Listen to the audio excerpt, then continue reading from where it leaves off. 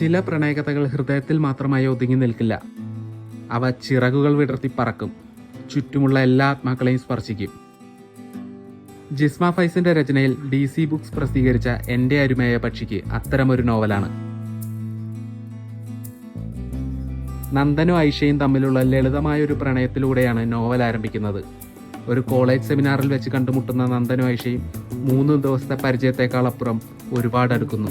എന്നാൽ ഐഷ വിവാഹിതയാണെന്നറിഞ്ഞതോടെ നന്ദൻ തകർന്നു പോകുന്നു. ഇനി എന്തെങ്കിലും കാണാനാകുമോ എന്ന് പോലും അറിയാതെ അവർ വേർപിരിയുന്നു.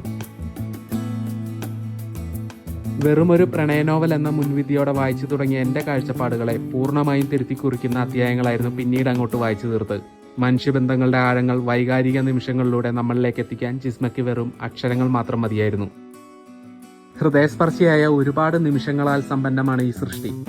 അതിൽ എന്നെ ഏറ്റവും കൂടുതൽ സ്പർശിച്ച് ഐഷയുടെ മുൻ ഭർത്താവായ ആസിഫ് തന്റെ പുതിയ ഭാര്യയായ ഷെറിനും മകളോടും ഒപ്പം ഐഷയെ കാണാൻ വരുന്ന ഭാഗമാണ് എന്നെ 100% ഇമോഷണലി കണക്ട് ചെയ്ത ഭാഗം.